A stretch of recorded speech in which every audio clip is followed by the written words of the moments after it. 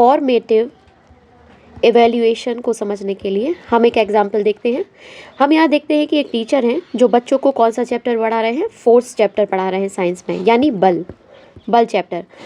तो पढ़ाते समय टीचर्स क्या करते हैं, 5 MCQs करवाते हैं। Which force is contact force, यानी कौन सा फोर्स है, कॉन्टैक्ट फोर्स है। बच्चे तुरंत जवाब दे देते हैं और टीचर समझ जाता है कि कौन कौन सा बच्चा गलत दिशा में जा रहा था और कौन सा नहीं। मैं देखिए यहाँ पर टीचर क्या कर रही है, हमारी जल चक्र को पढ़ा रही हैं, यानी वाटर साइकिल को। और वाटर साइकिल को पढ़ाते समय वो बोल रही हैं कि वाटर साइकिल का एक मॉडल बनाओ। टीचर घूम घूम के देखती है कि कौन सा बच्चा कैसे काम कर रहा है और किसको समझ में आया है या किसको समझ नहीं आया है, और कौन ग्रुप को लीड कर रहा है और कौन कंफ्यूज्ड है और कौन कैसा है, कंफ्यूज्ड। सबको नोटिस कर रही हैं, हर बच्चे को, कि उनको ये वाटर साइकिल का चैप्टर समझ आया है या नहीं। इसे ही कहते हैं ड्यूरिंग द क्लासरूम सारी चीज़ों को देखना, उन्हें अच्छे से समझना कि बच्चा क्या कर रहा है और उसे रिकॉर्ड करना या उसे नोटिस करना टीचर के द्वारा किया जाता है ये। तो हम यहाँ देखते हैं कि फॉर्मेटिव असेसमेंट क्या होता है, यानी चलायमान या सीखते समय किया गया मूल्यांकन। तो इसकी मीनिंग क्या होती है कि सीखते समय फीडबैक देना। जैसे मैंने आपको एग्जाम्पल से बताया है कि बच्चे क्या परफॉर्म कर रहे हैं, उन्हें वाटर साइकिल बन रही है या नहीं, ये नोटिस करना और उस पर टिप्स देना, ताकि बच्चा नेक्स्ट स्टेप सीख सके और टीचर जो है वो रणनीति बदल सके। यानी इससे टीचर को भी समझ में आता है कि बच्चों को किस तरीके से समझाना चाहिए या हमें अपने प्लान या टीचिंग टेक्निक को चेंज करना चाहिए। इसका उद्देश्य क्या होता है फॉर्मेटिव असेसमेंट का? इसका मतलब होता है जो हमारी सीख है उसमें सुधार करना, यानी जो हमने सीखा है उसमें यदि कुछ गलती हुई है तो उसे ठीक करना। एरर्स पहचानना, यानी हम क्या गलती कर रहे हैं, क्या मिस्टेक कर रहे हैं। और इमीडिएट फीडबैक, यानी तुरंत टीचर नोटिस करती हैं कि बच्चे ने क्या गलत किया और उसे करेक्ट करती हैं।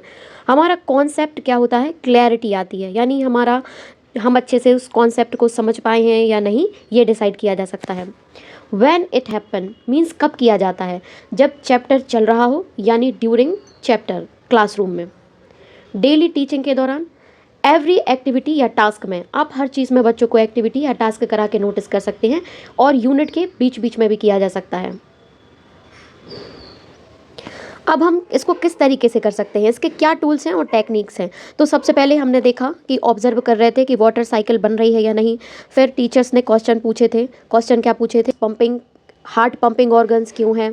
क्लास वर्क दिया था प्लांटेशन करने के लिए या वाटर साइकिल बनाने के लिए। फिर कुछ होमवर्क देती हैं, वर्कशीट देती हैं और कुछ कार्ड्स देते हैं। क्लियर एंड सेल्फ असेसमेंट, इसमें क्या होता है, जब टीचर्स ने बच्चों की कॉपी एक्सचेंज कराई तो उन्होंने नोटिस किया कि कौन सी स्पेलिंग गलत थी, कौन क्या गलती कर रहा था, तो उसको करेक्ट करने में। चेकलिस्ट, यानी क्या बच्चे की स्किल और बिहेवियर में कोई इंप्रूवमेंट आ रहा है, क्या बच्चा अच्छे से बोल पा रहा है कि नहीं, ये सब चीज़ें चेक करने। एनेक्डोटल रिकॉर्ड भी इसी काम आता है, बच्चे की प्रोग्रेस को नोटिस करने के लिए। व्हाट इट चेक, यानी ये क्या जांचता है।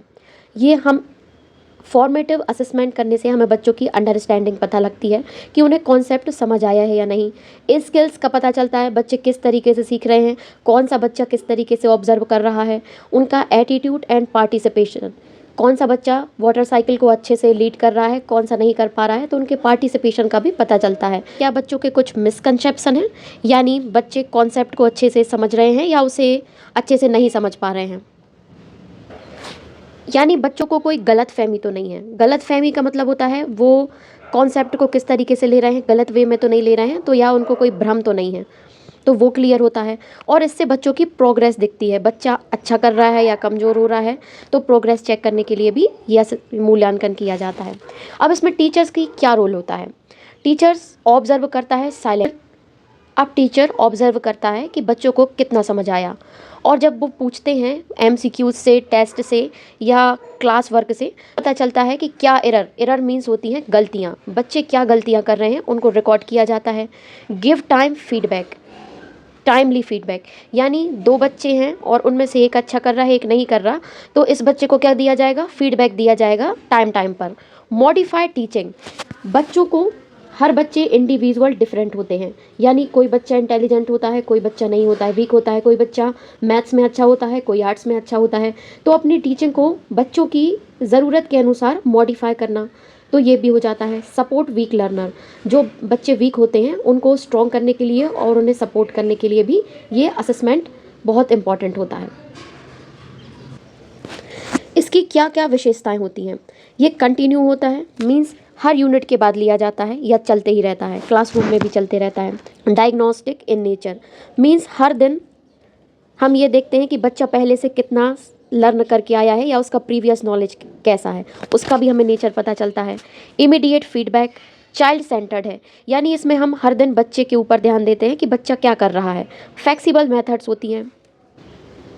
इसका क्या आउटकम होता है? बेहतर सीखना, बच्चों को इनकरेज किया जाता है कि वो और अच्छा सीखें। Error correction, more confidence, active learner और मोटिवेशन, बच्चे जब कोई चीज़ करके देखते हैं तो वो क्या होते हैं, और ज़्यादा आगे करने में मोटिवेट होते हैं, यानी परफॉर्म करने में उन्हें और अच्छा लगता है। एक्टिव लर्नर, यानी सिर्फ बोरिंग किताबों को पढ़ के घर नहीं जाते, बच्चे क्लासरूम में डिस्कस करते हैं, उनकी परफॉर्मेंस बेटर होती है और उनका बिहेवियर और स्किल्स में चेंजेस आते हैं। बेनिफिट क्या है इसका? टेस्ट का प्रेशर नहीं होता है। यदि आप लास्ट के ईयर के लास्ट में एकदम से टेस्ट ले लेंगे तो बच्चों का बहुत ज़्यादा बर्डन हो जाता है। तो यूनिट वाइज टाइम पर टेस्ट लेने से उन्हें रिलैक्स मिलता है और चीज़ें धीरे धीरे कंप्लीट होती हैं। कॉन्सेप्ट क्लैरिटी मिलती है। टीचर अप्रोच रिफाइन, टीचर को किस तरीके से पढ़ाना है ये भी उन्हें पता चलता है। इंडिविजुअल अटेंशन, यानी बच्चे डिफरेंट टाइप के होते हैं तो हर टाइप के बच्चों को अलग अलग अटेंशन दी जाती है। और इंक्लूसिव लर्निंग यानी समावेशी शिक्षा, इसको भी ये प्रमोट करता है। फीडबैक मिलती है। फीडबैक यानी बच्चों को कैसे पता चलता है कि उन्होंने कैसा परफॉर्म किया, तो ओरल फीडबैक मिलती है, यानी टीचर उन्हें बताते हैं कि आपने ओरल बोला है। जब हम बच्चों से मौखिक कुछ भी पूछते हैं तो वो क्या गलती कर रहे हैं, उनके एरर फाइंड होते हैं और फिर हम उन्हें देखकर उन्हें फीडबैक देते हैं। रिटर्न कमेंट्स में देते हैं, सिंबल या स्माइलीज में देते हैं। पीयर रिव्यू देते हैं, यानी ग्रुप में आप क्या गलती कर रहे हैं। सेल्फ चेकलिस्ट होती है और कॉन्स्ट्रक्टिव सजेशंस भी देते हैं। तो इस तरीके से हमारा ये टॉपिक कंप्लीट होता है। Thanks for watching.